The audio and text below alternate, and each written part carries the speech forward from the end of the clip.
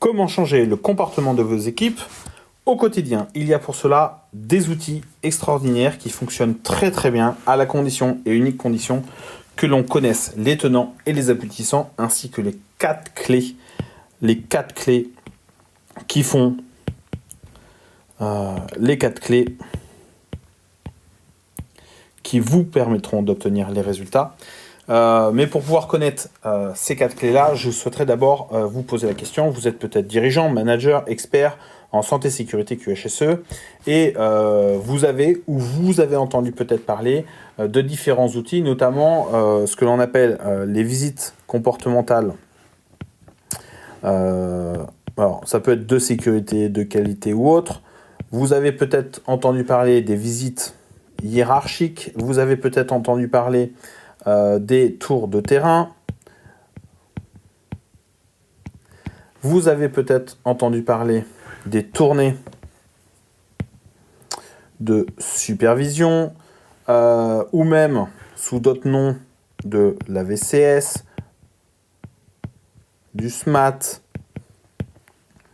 des VHS, visites hiérarchiques de sécurité bien souvent, ou même des observations comportementales de sécurité, etc.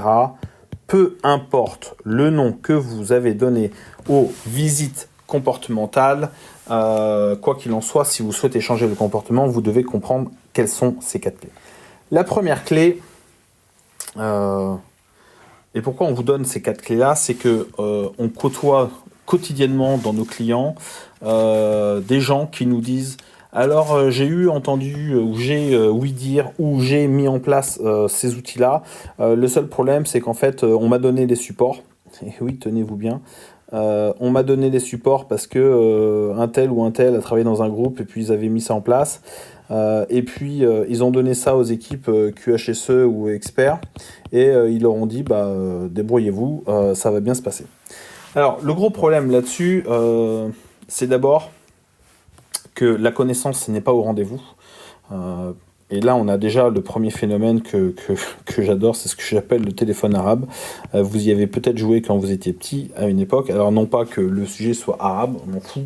Le seul truc que je veux vous expliquer, c'est que si on passe de l'information d'une personne à une autre, encore une fois, le signal se dégrade au fur et à mesure. Alors, les quatre clés.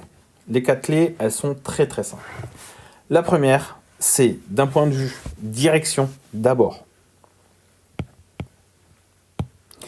Management et experts associés. La première clé, c'est la motivation. Si vous n'avez pas la motivation à faire changer les comportements sur le ou les sujets qui vous préoccupent, autant vous dire que ça sert à rien d'aller plus loin. Et si vous avez, et vous pourriez déjà économiser des dizaines de milliers d'euros pour la simple et bonne raison que former un collaborateur sur ce genre de sujet en matière de management, c'est au bas mot entre 299 € et on va dire 400, 450 €. Ça, c'est le budget de la formation, sans compter les outils, plus la perte de productivité du collaborateur qui lui est en formation, plus. Donc vous voyez, les dizaines, centaines de milliers d'euros, on y est très rapidement. Et si vous n'êtes pas motivé, surtout n'abordez pas le sujet, ou informez-vous plus encore en amont sur ce sujet-là, afin que le jour où vous appuyez sur le bouton, vous disposiez et à la fois des bonnes conditions, des bons ingrédients, de la bonne recette et de l'expertise expérience qui vous permettra d'obtenir ce que vous souhaitez à la sortie. Donc si vous n'avez pas la motivation sur ce sujet-là, surtout, restez là où vous êtes. Mais évitez d'implanter ou d'implémenter des outils qui ne sont pas les bons ou de la mauvaise manière. Le deuxième point, c'est l'exemplarité. Pourquoi l'exemplarité est extrêmement importante? Pour la simple et bonne raison que si, je vais prendre un exemple, en matière de santé-sécurité, Vous exigez de vos collaborateurs qu'ils respectent les règles et que le DG se stationne en marche avant. Bon, à la limite, ça, c'est pas ce qu'il y a de plus important, mais en marche avant sur la place handicapée au pied du siège, ça risque de jaser et très clairement, ce genre de petit comportement peut paraître anodin, mais il a la particularité de s'aborder tout le travail qui est fait par les équipes, qu'elles soient expertes ou par les managers en matière de respect des règles et de respect du bien commun. Le troisième point et la troisième clé, c'est la connaissance, le savoir et la formation. Si dans votre organisation, alors certains vont dire oui, mais moi j'ai une organisation hiérarchique pyramidale, moi j'ai une organisation matricielle, j'ai déjà envie de vous dire que peu importe le type d'organisation que vous avez, il y a de fortes chances que la vraie vie et la réalité soient entre les deux et jamais que l'un ou que l'autre.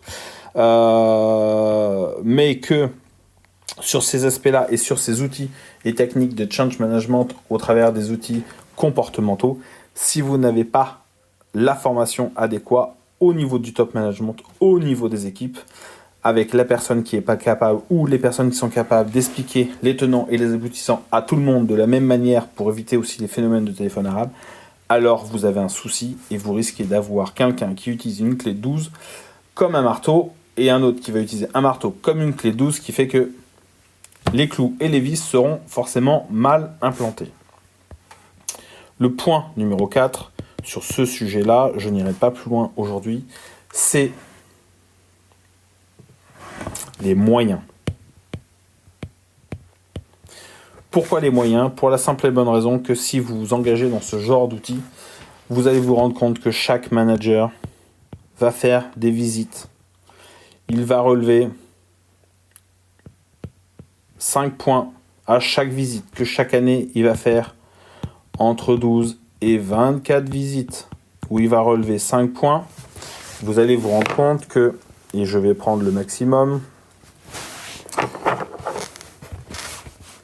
chaque manager va relever 120 actes dangereux, conditions dangereuses, peu importe les noms que vous lui donnez, avec idéalement un plan d'action obligatoire, immédiat. Vous allez très très vite vous retrouver par chance avec une mine d'or. Vous voyez là, c'est toutes les pépites d'or sur lesquelles vous êtes assis. Parce que si vous avez ne serait-ce que, vous voyez, 120 fois 25 managers, on est à 3000. Donc voilà, 3000 pépites, 3000 opportunités d'amélioration, 3000 occasions d'améliorer votre organisation.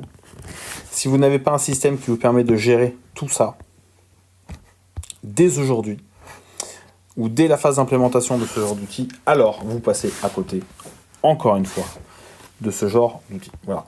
Alors, je récapitule. Quels sont les 4, comment changer le comportement de vos équipes avec 4 éléments clés.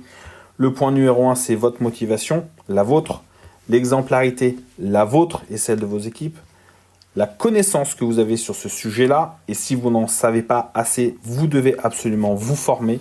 Il n'y a rien de pire que de vouloir conduire une F1 sans savoir conduire une voiture. Et si vous avez un outil extraordinaire mais que vous ne savez pas le piloter, vous finirez bien évidemment par mettre votre magnifique voiture que vous avez payée fort cher. Et à la limite, c'est pas tant l'outil qui est cher, c'est surtout le fait de planter un magnifique outil dans l'arbre.